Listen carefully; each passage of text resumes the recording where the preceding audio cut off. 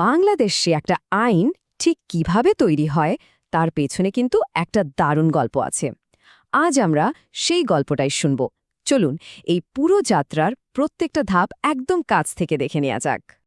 আচ্ছা, কখনো কি মাথায় এসছে যে একটা খুব সাধারণ আইডিয়া কিভাবে ধীরে ধীরে দেশের একটা শক্তিশালী আইনে পরিণত হয়ে যায়?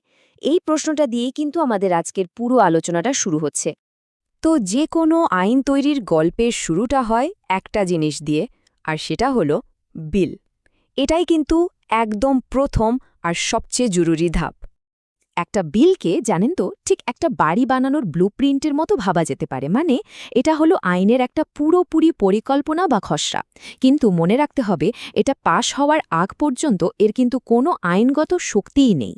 একটা বিলের পথ চলা কিন্তু বেশ লম্বা। দেখুন, প্রথমে এটা একটা আইডিয়া হিসেবে আসে, এরপর সেটাকে সংসদে তোলা হয়। আর সংসদে কি হয়? সেখানে এটা নিয়ে অনেক আলোচনা বিতর্ক হয়, দরকার হলে কিছু পরিবর্তনও আনা হয়। আর একদম শেষে হয় ভোটাভুটি, যেটা ঠিক করে দেয় বিলটার ভবিষ্যৎ কি হবে।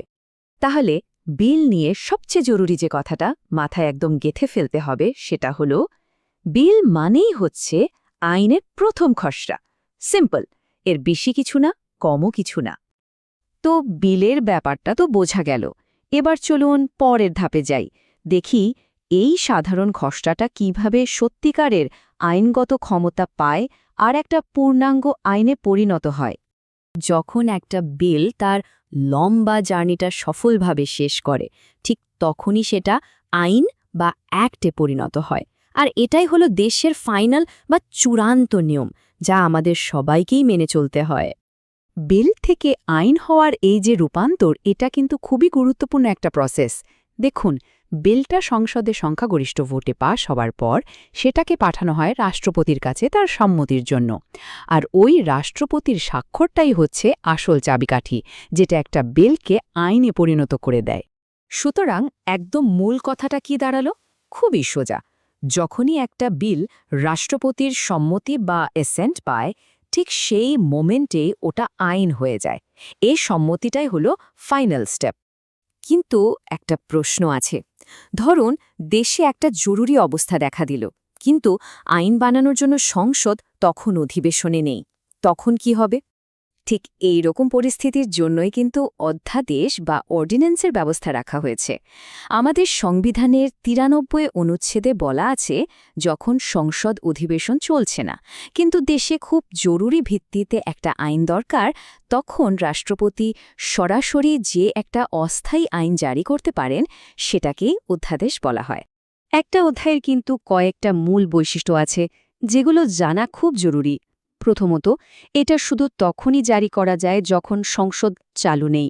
দ্বিতীয়ত, এর ক্ষমতা কিন্তু একটা পাকাপোক্ত আইনের মতোই, কিন্তু এটা পুরোপুরি অস্থায়ী।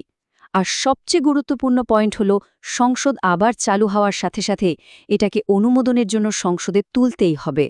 তাহলে অধ্যাদেশ নিয়ে মূল যে কথাটা মনে রাখতে হবে, সেটা হলো এটা একটা জরুরি অবস্থার জন্য বানানো অস্থায়ী একটা আইন। দুটো শব্দ মনে রাখলেই হবে, জরুরি আর অস্থায়ী। তো আমরা বিল, আইন আর অধ্যাদেশ, এই তিনটে জিনিস সম্পর্কে তো জানলাম। এবার চলুন এই তিন বন্ধুকে পাশাপাশি দাঁড় করাই আর দেখি এদের মধ্যে আসল পার্থক্যটা কোথায়। তাহলে ব্যাপারটা একদম পরিষ্কার হয়ে যাবে। এই টেবিলটা দেখলেই কিন্তু পুরো ব্যাপারটা একদম জলের মতো পরিষ্কার হয়ে যায়। চলুন একটু দেখি। স্ট্যাটাসের দিক থেকে বিল হলো একটা খসড়া বা প্রস্তাব, আইন হলো চূড়ান্ত বা ফাইনাল, আর অধ্যাদেশ হলো অস্থায়ী। এবার যদি দেখি এগুলো কোথা থেকে আসছে, তাহলে দেখব বিল সংসদে আসে। আইন হওয়ার জন্য সংসদ আর রাষ্ট্রপতির সম্মতি দুটোই লাগে। আর অধ্যাদেশ, ওটা আসে সরাসরি রাষ্ট্রপতির কাছ থেকে, যখন সংসদ অধিবেশনে নেই। আর সবশেষে স্থায়িত্বের দিকটা খেয়াল করুন। আইন কিন্তু স্থায়ী, বাতিল না হওয়া পর্যন্ত, কিন্তু অধ্যাদেশ অস্থায়ী, এটাকে পরে সংসদে অনুমোদন পেতে হয়। বেশ, এতক্ষণ তো অনেক কিছু জানলাম। চলুন এবার নিজেদের জ্ঞানটা একটু ঝালিয়ে নেওয়া যাক। কিছু কমন প্রশ্ন আর সাধারণ কিছু ভুল ধারণা নিয়ে কথা বলি, কেমন? প্রথম প্রশ্নটাই হলো, এই যে অধ্যাদেশ, এটার আসলে দরকারটা কি? কেন এই বিশেষ ক্ষমতার ব্যবস্থা রাখা হয়েছে?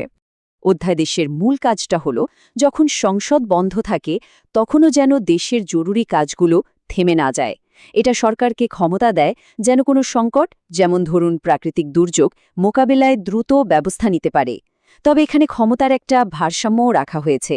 সংসদ অধিবেশন শুরু হলেই কিন্তু অধ্যাদেশটার ভাগ্য চলে যায় সাংসদদের হাতে। এটা খুবই ইম্পর্ট্যান্ট একটা প্রশ্ন। সংসদ যখন আবার কাজ শুরু করে তখন ওই অস্থায়ী অধ্যাদেশটার কি হয়? মনে রাখতে হবে, এটা কিন্তু কোনো স্থায়ী জিনিস না।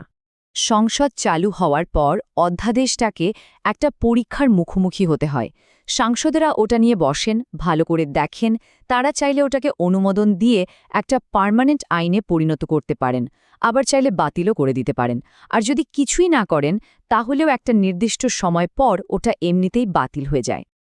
এবার চলুন দুটো খুব কমন ভুল ধারণায় একদম ভেঙে দেয়া যাক, যেগুলো প্রায় হয়ে থাকে। প্রথম ভুলটা হলো বিল পাস হলেই আইন হয়ে যায়। না, এটা ঠিক না।